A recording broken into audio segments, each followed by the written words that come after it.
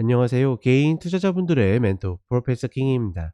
1월 3일 기술적 분석이 좋은 모닝 브리핑 출발해 보도록 하겠습니다. 자, 일단 미국 같은 경우에는 좀 밀리는 모습을 보여줬죠. 뭐 그간의 상승 흐름을 봤을 때는 뭐 저 정도 밀렸다라고 해서 우리가 뭐 바로 이제 뭐 급락이 온다, 조정이다 이렇게 이야기하기는 어렵겠지만 일단은 지금 구간에서는 그 매수 플레이 입장에서는 고민이 없는 구간이에요. 여기에서 신규를 매수 쫓아가 가지고 신고가를 노리겠다?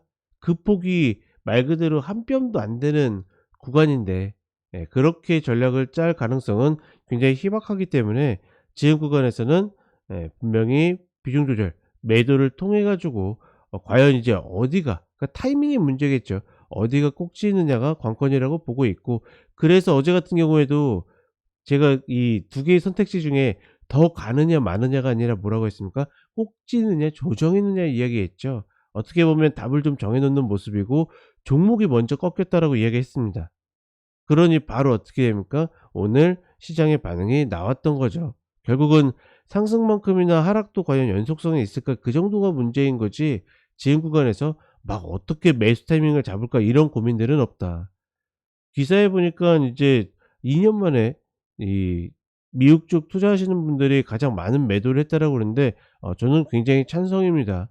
그러니까 늘 이야기 드리지만 개인 투자자분들이 그렇게 매매 못하지 않아요. 다만 그렇게 현금을 확보한 것들을 너무 일찍 써서 문제가 되는 거지. 저는 조금은 충분히 움직이고 나서 들어가셔도 늦지 않을까라고 보고 있고, 한국 시장 같은 경우에는 좀 웃기죠. 그러니까 연말에 이어졌었던 외국인들의 선물 매수, 그리고 뒤이어 들어오는 프로그램 편물 매수가 계속 반복되는 패턴인데, 사실 이거를 예측한다라는 건 불가능합니다. 제가 이야기 드렸죠. 프로그램 매수를 그러니까 매수든 매도든 프로그램을 예측할 수 있다라 그러면 그건 외국인이지 일반 개인 투자자들이 아니겠죠.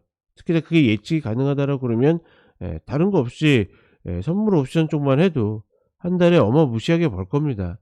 다만 우리는 그것들을 예측하지 못하기 때문에 지금 구간은 종목 중심으로 접근을 해야 되고, 다만 적극적인 매수를 들어가긴 어려운 것이 뭐 예를 들어서 오늘 같은 경우입니다. 그러니까 오늘 같은 경우에도 아마 이제 개파락이 만들어질 텐데, 여기에서 내가 어제 매수를 했는데 개파락해 가지고 움직이게 되면 과연 내가 잘라낼 것인가 버틸 것인가 딱 구분을 해야 되는데, 그게 굉장히 어렵다라는 거죠. 그게 굉장히 어려운 시장이기 때문에 반드시 내가 미리 전략을 짜 놓고 있어야 된다라는 거, 그것만 있지 않는다라 그러면 사실 지금장 편안하게 그냥 지켜보셔도 괜찮고, 아니면 종목을 매매하셔도 괜찮습니다. 특히나 저희 이제 그 시그널 시스템도 그러니까 12월 달에는 거의 나오지 않았거든요.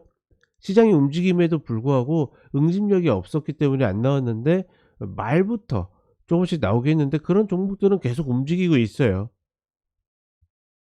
그래서 그 일부 종목을 지금 여기 이제 카카오게임즈나 인텔리안 테크 해 가지고 저희 카페에도 매일 시그널 해 가지고 자세하게 써 드렸는데, 그 누구든지 오셔 가지고 꼭 저희 가족이 아니더라도 보실 수 있습니다. 종목만 보고 가는 거 괜찮지만 혹여 시장이 다 같이 조정을 받을 때 내가 전략이 없다라 그러면 지금 구간에서는 물리지 않는 것이 좋습니다. 상단에 오버슈팅이라고 보고 있기 때문에 지금 구간에서는 가급적이면 컷을 하면 컷을 했지 물리진 마시라, 이렇게 다시 한번 이야기를 드려보도록 하겠습니다. 자, 간단하게 차트 체크하겠습니다. 자, 나스닥 30분 선물 흐름인데 30분의 흐름이 이탈해 가지고 올라타지 못하다 보니까 장전에 밀렸고, 보통 장전에 밀렸으면 올라오는 것이 최근에 이 나스닥의 패턴이었는데 다시 한번 밀려 내리면서 일단은 좀 꺾이는 모습을 보여주고 있죠. 과연 이제 일봉상에 이렇게 22평을 들였을 때 과연 내려가서 저항으로 끝나느냐, 그건 아마 이거는 깨지는 게 맞다라고 봅니다. 깨지고 내려가서 작년 이제 연고, 그쵸? 연고 흐름을 밟고 반등을 해 가지고 22평을 저항으로 만들면 꺾이는 거고, 그렇지 않고 다시 올라오게 된다라 그러면 그냥 단순한 조정으로 이제 끝날 수 있는 거고, 그리고는 뭐 예를 들어서 쌍봉 패턴이 나온다라든지 뭐 이런 흐름들이 나오겠죠. 그거는 이제 그 뒤의 이야기인 거고, 어찌 됐거나 종목들이 먼저 좀 꺾이는 흐름을 보였기 때문에 시장도 다시 꺾이는 그런 모습들을 보여주고 있다. 지금 보시게 되면 S&P 500 같은 경우에는 조금 단순합니다. 4,700 라인이 깨지게 된다라고 그러면 조정의 길로 들어갈 가능성이 굉장히 높아진다. 뭐 이 정도로만 인식하면 될 것 같고, 우리 시장 같은 경우에는 연초부터 작년의 고점을 넘어서는 모습을 보여주고 있죠. 굉장히 좀 대단한 모습이라고 보고 있고, 이때도 마찬가지로 보시게 되면 모든 게 다 돌파해서 올라갈 것처럼 하지만 다음날 장대 음봉으로 맞고 떨어졌죠. 이런 흐름들이 나오는지를 봐야 된다. 다만 오늘 이런 흐름들이 나올지 안 나올지는 모르겠지만, 어찌됐거나 공매도 한시적 금지가 시행된 이후에 이런 봉들은 잘 발생하지 않는다라는 거, 그 정도로만 좀 인지하시면 되지 않을까라고 보고 있고, 그렇다 보니 제가 계속 이야기 드리지만 이미 아마 이때 올라올 때부터 이야기 드렸죠. 그러니까 곧버스 타이밍을 혹은 인버스 타이밍을 잡는 것도 나름 중요한 전략 중에 하나겠지만, 가급적이면 그냥 피했으면 좋겠다. 그러니까 아래로 내릴 때 말 그대로 나한테 유리한 흐름들이 있어야 되는데, 지금 수급적 구조로는 유리한 흐름들이 없기 때문에 굳이 이렇게 고생할 필요가 없다라는 거죠.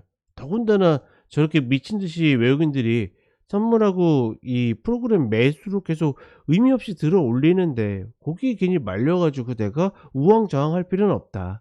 저는 일단은 그렇게 판단을 하고 있다.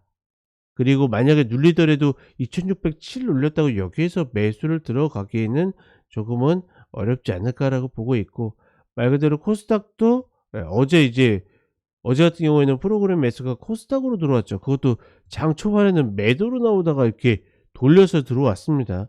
조금은 이것도 계속 이야기 드리지만 요즘장의 특징이긴 하지만 흔하지 않는 그런 모습이고, 더군다나 외국인들이 선물을 매도 치는 애들하고 매수 치는 애들하고 이렇게 서로 맞잡고 있다라고 보고 있습니다.